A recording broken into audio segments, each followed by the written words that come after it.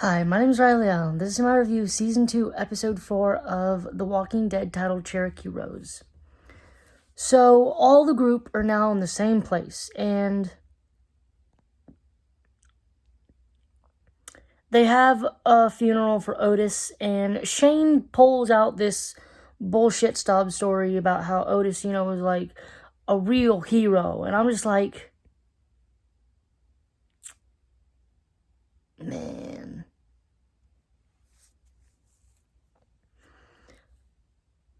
I'm wondering if I think generally at this point in time, Shane is starting to feel guilty about what he did. Like in the moment, he probably thought that was what he had to do, and now he's starting to feel guilt. Which good, be you murdered a man.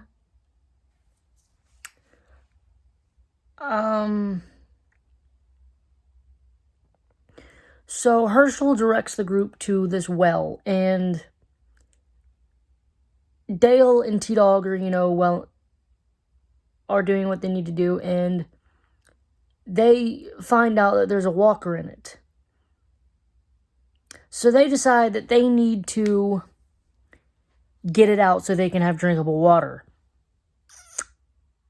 No. Look me in my eyes. No. Not doing that. Water gets contaminated by regular dead bodies. I'm pretty sure a regular dead body can contaminate it. So whatever the hell the walker's doing to that water is not just going to disappear immediately once you take it out. I'm not trying it.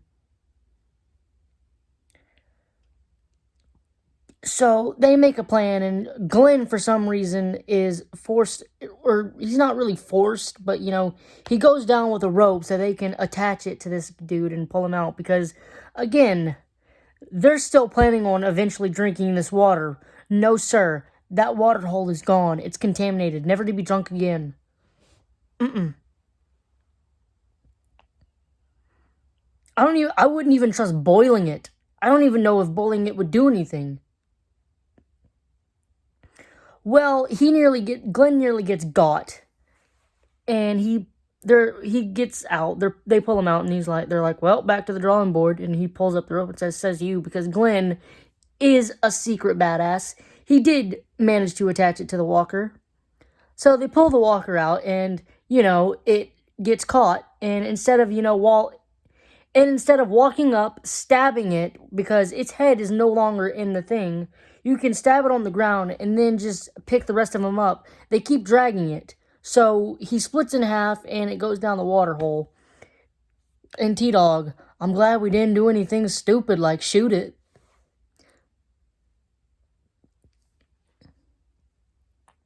So Maggie and Glenn go to this convenience or pharmacy store to get supplies, and one of the things that Glenn is getting is, I think, a pregnancy test that Lori asked him to get on the down low. My man failed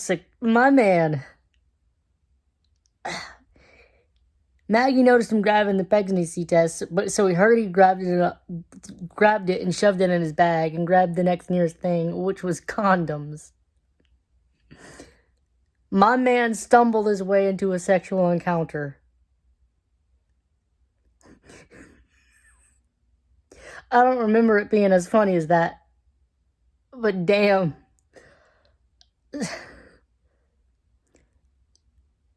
So we have some scenes between Shane and Andrea. I guess now that Lori's out of the picture, they're trying to set up Andrea and Shane. They have some good conversations and some good bonding moments, bonding over, cleaning the guns. Because one of the things that Herschel put down is no guns. Also, I just now realized something. So we know from later in the season that Herschel believes the walkers are still alive, and he keeps them in the barn. Maggie was there when this walker was split in half and was still crawling around and moaning and groaning. I wonder if she already knew that the walkers weren't really people, but she didn't want to, both hurt her dad's feelings and, eventually have to confront the fact that two of the walkers in the barn are her loved ones. Or if this was her kind of wake up, come to Jesus moment, like, oh shit, these things are dead. I just thought of that right now. So Daryl goes on this one-man mission, hunting for Sophia. He doesn't succeed that well. Or, no, he kind of succeeds.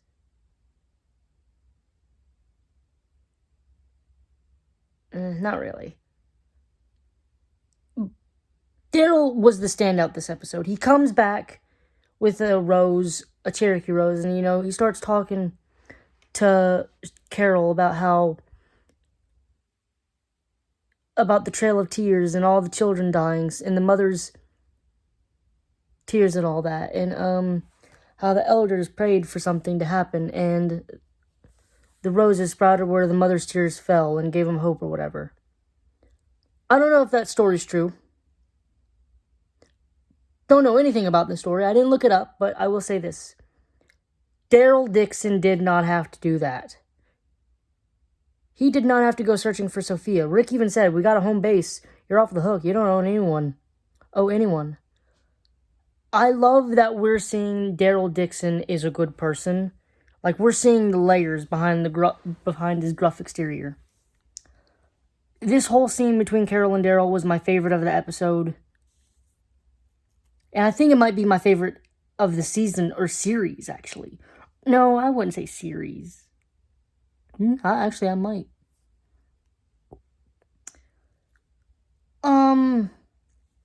So we have Rick kind of, symbolically giving up his past. He takes off his sheriff's hat and gives it to Carl.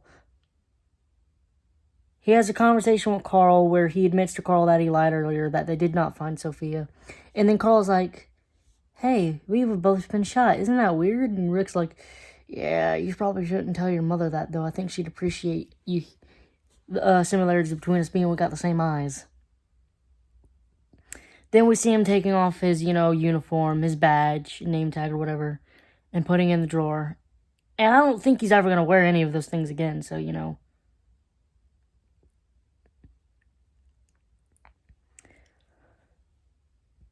I really like that. And then we have, Lori going back out the woods to do the pregnancy test, and it's positive. She's preggers.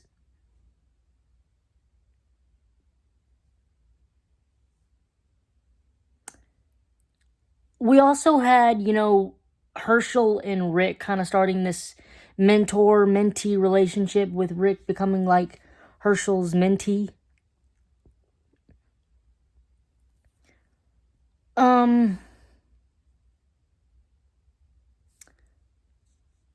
Overall, I'm going to give this episode a 9 out of 10.